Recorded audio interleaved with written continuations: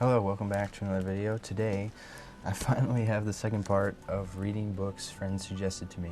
I think it's been 3 weeks, or maybe even 4 now, but I had a very hard time finding adequate time to read, and I was in a bit of a slump, so I really was not too motivated, and I was reading some difficult books. It was more challenging, but I got through them. I have 3 more books here that I've done, and I'm going to talk about them real quick. Anyways, so the first book I read was the Odyssey. I obviously read the Iliad in my last challenge video, and this was almost not next in line because I wanted to read about the end of the Trojan War, and I thought that was in the Odyssey, but it's not. So I wanted to read The Fall of Troy. That wasn't recommended to me, but I just wanted to read it by Quintus Smyrnius, or I think is his name. But that's something I'm going to have to get to later. I just figured, you know what, this isn't going to affect much if I read it, so I'm just going to read it.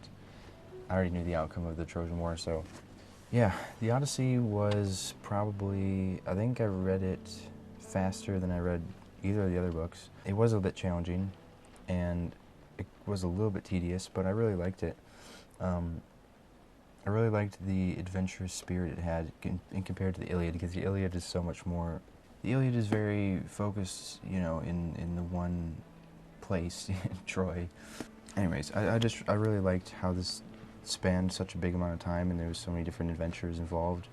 It was a bit easier to go through and funner to go through because more time is going by in a shorter amount of time. You feel like you're reading more, and then that sort of entices you to read more through the adventure because it feels faster. I don't know.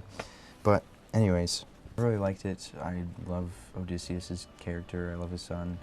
I was really excited to see what would happen at the end if he would finally come back and resolve things, and I recommend reading it for sure. The Iliad and the Odyssey were both very, very enjoyable, and I was surprised actually how much I liked them and how they were easier to read than I thought they might be. I thought they'd feel more like a chore, but this one especially felt a little bit more fun. Certainly has its difficult parts though, but I recommend them if you are up for the challenge of reading them.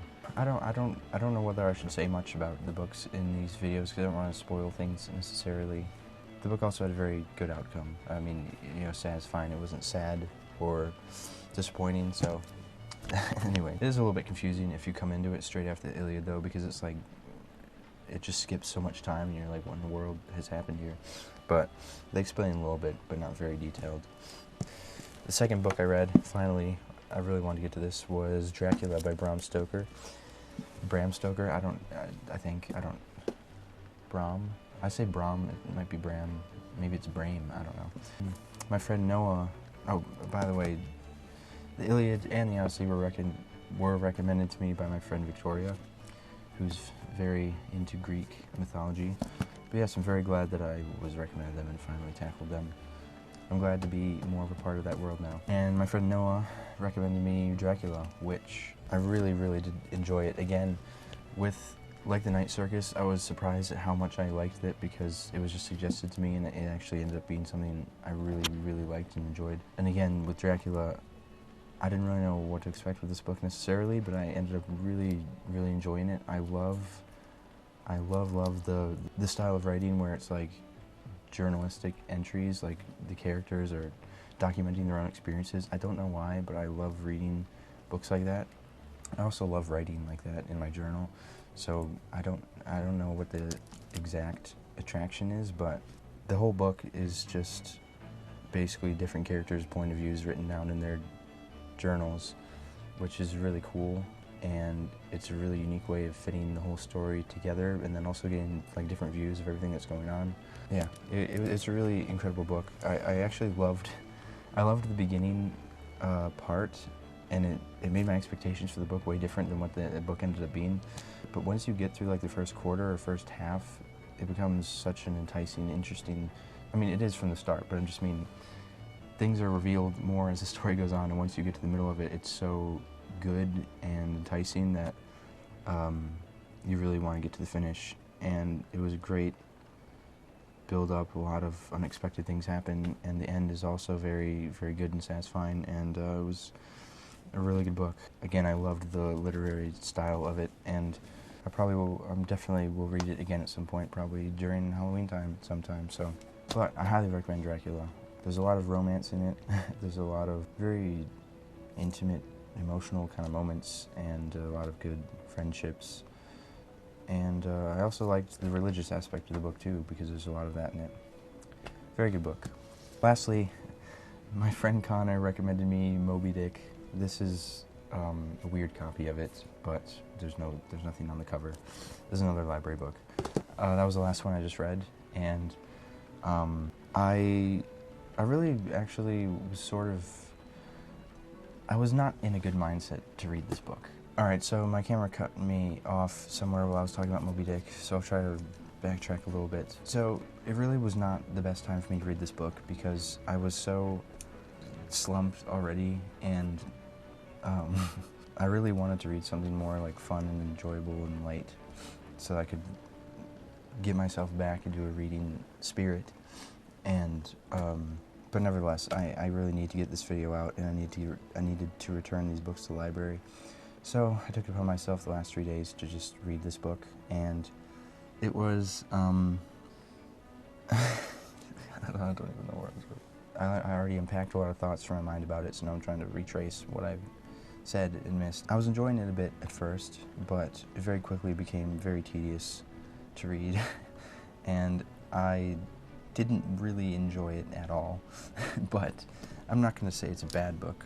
Certainly, it's very interestingly written, and if I had more time and energy and desire for it, I might have enjoyed it more if I was able to just read it more slowly and take it in more. I didn't read it very thoroughly. I just sort of, I read it as fast as I could while trying to focus, and a lot of times I would just read and zone out and think about something else and be subconsciously reading it and be like, oh, what did I miss? But nevertheless, it isn't something where it's necessarily that important to pay close attention the whole time, because there's a lot of tangents, there's a lot of information given. The whole story is felt a little bit unfocused. Like if it was just focused on the chase of the whale, it would have been a little bit more enjoyable for me, but there's just so many random bits that I just was not in the mindset to enjoy reading this. I read it, and certainly it's a very interesting book. The writer is very interesting in the way he writes. Interesting doesn't necessarily mean enjoyable, it just means it's unique, but it wasn't necessarily a book for me. Again, it's sort of just circumstantial, but it very much felt like a chore to read. The story certainly has impact. I mean, at the beginning I was interested, and at the end again I was kind of brought back into interest because, I wanted to see how the story ended, and it was a good ending, and I liked the beginning as well.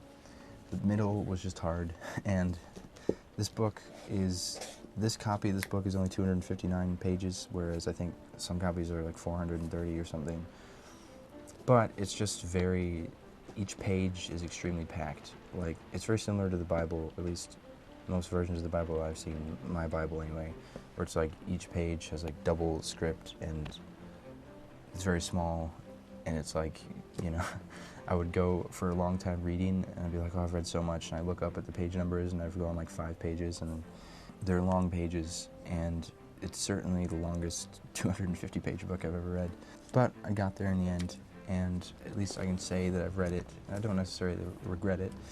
And now I can pass on to my friend Connor, who recommended it, that I will probably not recommend him to read it because he's not really a reader, and I don't think he would be encouraged to read more reading this. But reading doesn't always have to be pleasant and fun, it's educational, it's a classic book, Moby Dick, so I'm glad that I can say I've read it.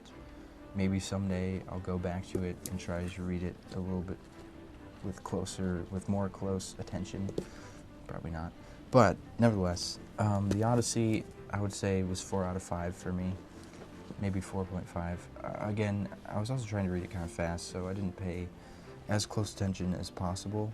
And I was in a slump when I read it, so I was just forcing myself most of the time, so that made it less enjoyable. But I still think it was a really good book, and I think I would enjoy it more under different circumstances. So I would say 4.5 out of 5. I would give the Odyssey, which is a very high rating, to be fair. Dracula 100% was 5 out of 5. It was an incredible book. I'm very glad I read it. Can't wait to get a copy of it. Moby Dick,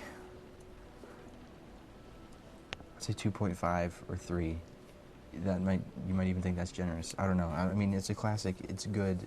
The person who wrote it is very smart and intelligent and makes me feel unintelligent, so I can't knock the book because I could never write one like that. So I'll say 3 stars.